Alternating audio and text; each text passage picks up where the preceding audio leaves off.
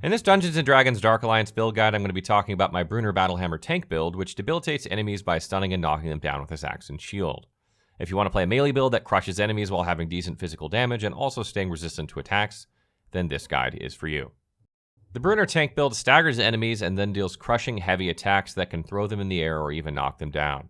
Similar to Wulfgar, in addition to physical damage, he also inflicts elemental damage thanks to his axe stats, as well as the occasional critical damage. However, Bruenor greatly reduces his max stamina with the majority of his moves, so stamina potions continue to be useful. But unlike Catti-Brie, he doesn't need to manage it quite as much. Additionally, Bruenor's reach is shorter than Wulfgar's, so you need to position yourself closer to your targets in order to hit them. True to his nature as a tank, he has excellent defense, and he can even parry attacks from behind, which effectively staggers enemies. Every time you level up, you receive at least one base attribute point, and at level 10, you receive 2 points. I'll discuss how to best allocate them until you reach level 15. Since you can also acquire more points from shrine relics depending on the act, as well as stats from equipment, expect your attributes to be higher and more powerful at this level. Bruenor is a shield dwarf fighter who specializes in maintaining his good overall defenses while dealing respectable damage with his axe and shield. As such, this character's highest attribute is strength in order to improve both his physical damage and armor. Because of this, you'll want to reach 16 strength before allocating points into the rest of your attributes. Next, it's important to invest into Constitution because this increases Bruenor's stamina regeneration, and more importantly, his max HP to keep him alive longer. Maintaining stamina isn't too much of an issue even if you have a lot of moves that cause stamina destruction, because you have potions that can save you. Basically, you should strive to reach 14 Constitution. Lastly, in order to boost your elemental damage and condition resistances, you need to invest at least 4 points into Wisdom for a total of 11 points. This is relevant mostly especially in higher difficulties when you're susceptible to a lot of status effects. For surplus attribute points, consider investing more into Strength, Constitution, and Wisdom. When it comes to Bruenor's abilities for his tank build, you should choose Whirlwind and Anvil of Clangeddon. Whirlwind consists of powerful spinning attacks which keep you in the middle of combat where you're supposed to be. This inflicts massive physical damage as well as the sapped, weakened, and slowed conditions. Sapped reduces the target's stamina as indicated by a yellow highlight, enabling you to execute them in one hit. Meanwhile, weakened reduces the effectiveness of their damage. On the other hand, the Anvil of Clangeddon summons a hammering anvil that deals physical and fire damage over time. It also inflicts slowed on enemies and imbues you and your allies' weapons with fire damage. Lastly, this ability can also break the target's block meter or guard, which corresponds to the armor you have to break before damaging their HP. Next is Bruenor's ultimate attack, which is Clan Battlehammer. This creates a huge magical area that significantly buffs the physical and elemental damage resistance of you and your allies for support and tanking. You also receive buffs in the form of Stalwart, Legendary Resistance, and Unstoppable. These help you deal uninterrupted damage since you cannot be staggered.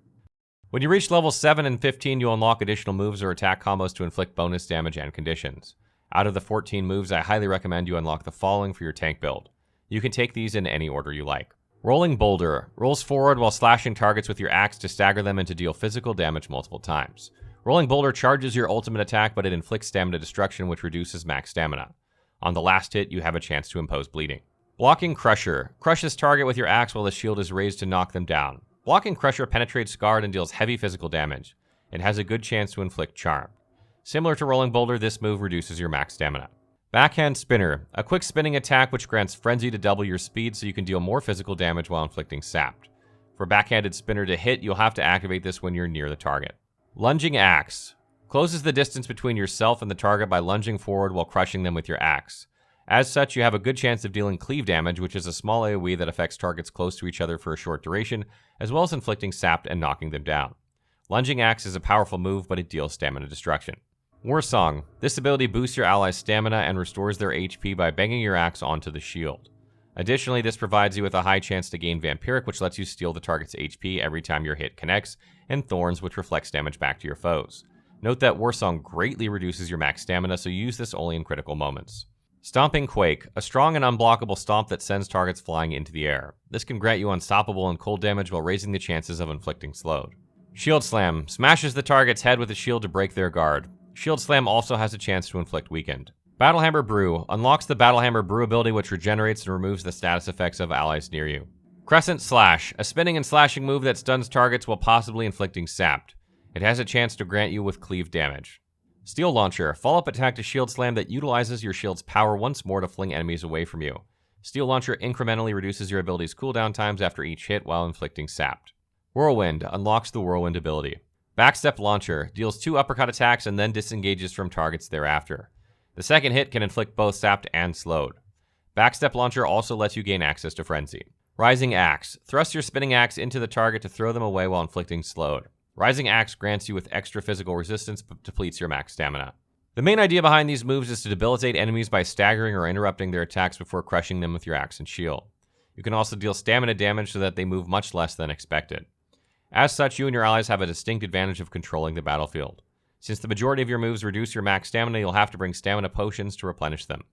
Although note that you'll hardly reach a point where you deplete your entire max stamina reserves, as this usually takes a very long time.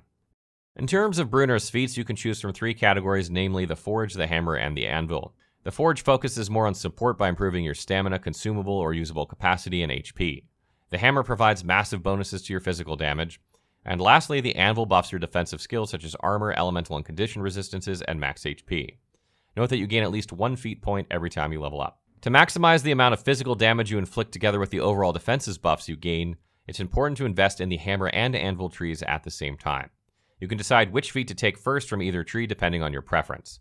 Lastly, remember to take a couple of support feats from the Forge. The Hammer. Dungeon Delver. Boosts physical damage against elites or stronger enemies with skulls beside their HP. Charger. Increases physical damage after running. Battlemaster and Grudge Bearer. Considerably boosts physical damage after blocking a target's attack and parrying, respectively, by a total of 35%. Inspiring Leader. Slightly raises you and your allies' physical damage. The Anvil. Tough. Increases max HP by 10%. Shield Master. Reduces stamina cost when blocking. Defender and Heavy Armor Master. Increases armor by 40%. Resilient and Dwarven Fortitude. Boosts elemental and condition resistances respectively by 35%. Indomitable. Receives a significant armor buff when HP is below 40%. Blessing of the Allfather. Buffs elemental resistance by adding a huge chunk of your constitution. The Forge. Athletic and Endurance. Reduces dodge and evade stamina consumption by 15% while increasing your max stamina. Keen Mind. Keen Mind notably reduces the cooldown time of your abilities. Pack Rat. This feat increases your usables capacity by 1. In your runs, you can opt to equip up to a maximum of 4 usables that benefit Bruenor's tank build. To enhance its effectiveness, you ought to purchase upgrades up to level 5 via the merchant. Depending on your needs, you can choose the usable you want to upgrade first. Out of the 8 usables, I suggest you equip Health Potion, Potion of Heroism, Stamina Potion, and Elixir of Concentration. Health Potion restores the bulk of your HP to help keep you alive. Potion of Heroism restores 75% of your ultimate attacks meter so you can activate it more often. Stamina Potion replenishes both stamina and max stamina. Lastly, Elixir of Concentration reduces your ability's cooldown time by 50%. Bruenor's Axe plays a pivotal role in his tank build because it crushes enemies to their deaths after they've been disabled.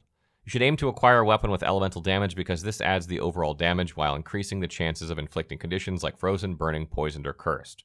The more rare the axe, meaning if you get an epic or legendary version, the better, because this will provide you with extra bonus stats as well as much higher attack damage.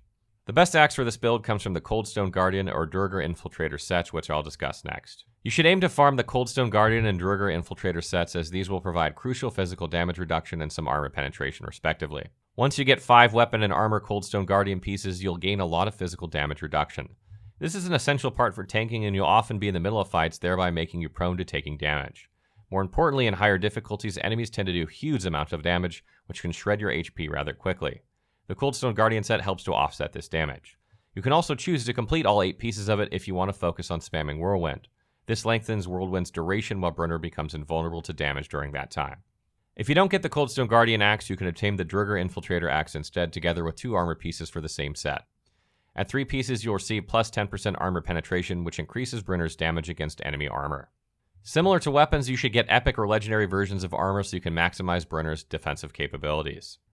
Final tips. To play Bruenor effectively as a tank, it is essential to practice parrying as often as possible. A successful parry will often stagger enemies in addition to fully blocking their hits. This opens up the perfect opportunity to perform counterattacks which deal devastating damage. The best part about Bruenor is that he can easily parry hits from behind, something that no other character can do well. You should also aim to prioritize attacking goblin archers or any other ranged enemies, especially those that cause frozen status effects. They pelt you with arrows to interrupt your moves and attacks, so you should deal with them early on. Lastly, there are other good armor sets Bruenor can wear, such as the Horde Raider Scale set, which reduces the elemental damage you take if you feel like you're at a huge disadvantage when facing this type of damage. You may also want to try wearing at least 5 pieces of the Goblin Bane set because it synergizes well with the taunt ability should you decide to keep it rather than Whirlwind. The set greatly reduces the damage you receive from taunted enemies by 50%, making you an incredibly tough tank to put down when playing multiplayer. That's the last of our build guides for Dungeons & Dragons Dark Alliance, so be sure to check out the Dark Alliance wiki if you have questions about the game. Are there things we missed in the guide? Is there other guides you would like to see? Let us know in the comments below.